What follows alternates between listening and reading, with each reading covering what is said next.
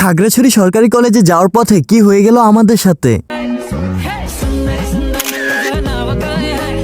তো গাইস আমাকে দেখে বুঝতে পারতেছেন সকাল সকাল আমি কোথায় যাচ্ছি। বড় ভাই সাকিল বাইক নিয়ে আসতেছে আমাকে রিসিভ করার জন্য, তারপর দুজন মিলে চলে যাব খাগড়াছড়ি সরকারি কলেজে। তো এদিকে আমাদের দিঘিনালার হিরো চলে আসছে, এখন দুই পাড়া মিলে চলে যাব খাগড়াছড়ি সরকারি কলেজে। গাইস আজকের এই ব্লগ ভিডিও থেকে যত টাকা আর্নিং হবে একজন অসহায় মানুষকে দান করা হবে। দানের সংখ্যা আপনাদের হাতে, আপনারা যত লাইক কমেন্ট শেয়ার করবেন তত দানের সংখ্যা বেড়ে যাবে। তো আমরা খাগড়াছড়ি সরকারি কলেজে যাওয়ার জন্য রওনা দিয়ে দিলাম। তো প্রাকৃতিক ভিউ উপভোগ করতে করতে যাইতেছিলাম, কিন্তু আমার প্রচন্ড পরিমাণ ঠান্ডা লাগতেছিল। আমি রোদ দেখে জ্যাকেট নিয়ে নিই, কিন্তু বাইকে ওঠার পর প্রচন্ড পরিমাণ ঠান্ডা লাগতেছিল আমার। যাই হোক এটা কোনো ব্যাপার না, শীতের সকালে ঘোরাঘুরি করাটাও কিন্তু একটা মজার ব্যাপার। আর গাইস খাগড়াছড়ির মধ্যে শীতের সকালে কোথায় খেজুরের রস পাওয়া যায় যদি কারো জানা থাকে অবশ্যই কমেন্ট বক্সে জানাবেন, কারণ শীতের সকালে বাইক নিয়ে গিয়ে খেজুরের রস খাওয়াটা কি যে একটা আনন্দের মুহূর্ত। তো এদিকে আপনাদের সাথে গল্প করতে করতে চলে আসলাম জামতলী পদ্মা সেতু ব্রিজে। যারা দেশের বাইরে থেকে প্রবাসী ভাই ও বোনেরা আমার ব্লগ ভিডিওগুলো দেখেন তাদেরকে আমাদের খাগড়াছড়ি জেলার আঁকাবাঁকা রাস্তা, উঁচু নিচু পাহাড়গুলো ভিডিওর মাধ্যমে দেখিয়ে দিচ্ছি, কারণ দেশে ফিরার সাথে সাথে আমাদের খাগড়াছড়ি জেলাতে এসে ভ্রমণ করে যাবেন। আর এই যে রাস্তাটা দেখতেছেন খাগড়াছড়ি দিঘিনালা সড়ক, এখানে প্রতিদিন 5 থেকে 10টা গাড়ি আটকা পড়ে যায় এবং অ্যাক্সিডেন্টও হয়। এখানে শুধু সাধারণ পরিবহনই নয়, সেনাবাহিনী, ভিডিআর, আনসার ও পুলিশের গাড়িও আটকা পড়ে যায়, এতে প্রশাসনের কোনো মাথা ব্যথা নেই। এই খাগড়াছড়ি দিঘিনালা সড়কে প্রতিদিন সাজেকের টুরিস্ট গাড়ি 300 থেকে 400 যাতায়াত করে, কিন্তু এই জনদুর্ভোগে কোনো প্রশাসনই এগিয়ে আসতেছে না। আপনাদেরকে প্রথমত বললাম না খাগড়াছড়ি দিঘিনালা সড়কে প্রতিদিনই অ্যাক্সিডেন্ট হয়, এ দেখুন তার প্রমাণ। পাহাড়ি ভাইয়াটা একদম দাঁড়াতে পারতেছিল না, মনে হয়তো পাটা ভাঙছে। উনি বলতেছিল যেভাবে আর হচ্ছে যে পায়ের 2 জায়গায় ফেটে গেছে। বাইকটা এইমাত্র অ্যাক্সিডেন্ট হয়েছে যে খাগড়াছড়ি রুটে,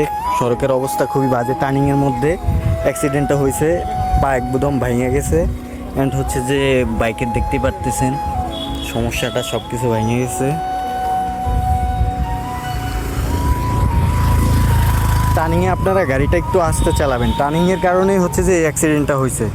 তো পাহাড়ি ভাইয়াটাকে অটো রিক্সায় করে খাগড়াছড়ি সদর হসপিটালে পাঠিয়ে দিচ্ছিলাম, এন্ড হচ্ছে যে ওনার বাইক যে কেউ নিয়ে যাবে এরকম কেউ নেই, সো এখন আমারই নিয়ে যেতে হবে। তো ওইদিকে আমিও টেনশনে পড়ে গিয়েছিলাম, পা রাখার পাদানিটাও ভেঙে গেছে, ক্লাসটাও ভেঙে গেছে, এখন চালিয়ে আমি কৃষি গবেষণা পর্যন্ত কিভাবে যাব। তো কোনো রকম বাইকটা স্টার্ট দিয়ে বিসমিল্লাহ বলে রওনা দিয়ে দিলাম, কিন্তু বাইকটা চালাতে খুবই আনইজি ফিল হচ্ছিল, কারণ হচ্ছে যে বাইকের ক্লাসটাও ভেঙে গেছে এবং গিয়ার ফেলাতে পারতেছিলাম না, কারণ হচ্ছে যে পাদানিটা ভেঙে গেছে। পাদানিটা না থাকার কারণে বাইক চালাতে আমার খুব কষ্ট হচ্ছিল, কারণ পাদানি না থাকার কারণে পা রাখার তো কোনো জায়গা না, ফসকে একদম রাস্তায় পড়ে যাইতেছিল। যাই হোক অনেক কষ্ট মষ্ট করে চলে আসলাম কৃষি গবেষণায়।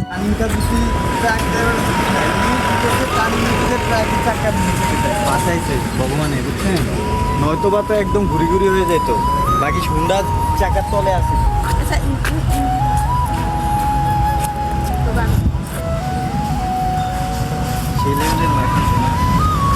এটাও ভেঙে গেছে, ইয়াটাও ভাঙছে।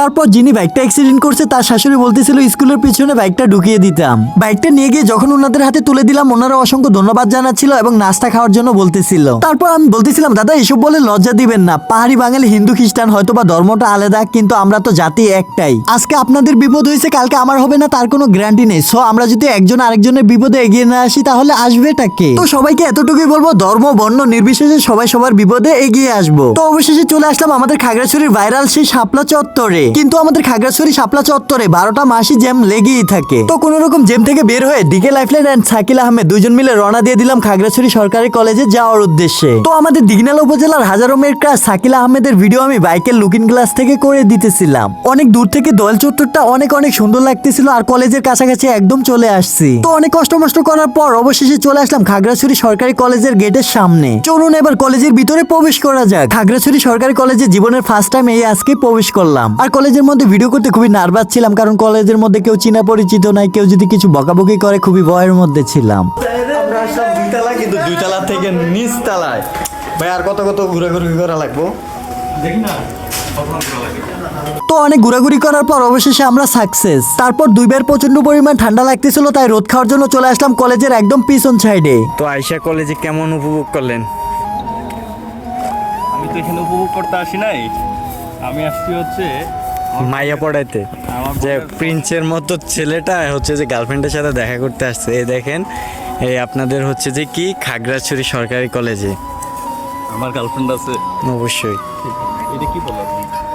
যাই হোক এইসব বাদ দিয়ে দুই ভাই মিলে TikTok slow motion video shot নিতেছিলাম। টিকটক স্লো মোশন ভিডিও শেষ করার পর এখন আমাদের খাগড়াছড়ি থেকে দিঘিনালাতে যাওয়ার পালা। তো এই পর্যন্তই ছিল আজকের ব্লগ ভিডিও। যদি ভিডিওটি ভালো লাগে লাইক কমেন্ট শেয়ার আর পাশে তো ফলো থাকছে। আর আমার সকল প্রকার ভিডিও দেখতে চাইলে ভিজিট করুন Facebook, YouTube, TikTok DK lifeline লিখে সার্চ করুন আর আমার ভিডিওগুলো উপভোগ করুন। ধন্যবাদ, ভালো থাকবেন সবাই, আল্লাহ হাফেজ, দেখা হবে পরবর্তী কোনো এক ভিডিওতে।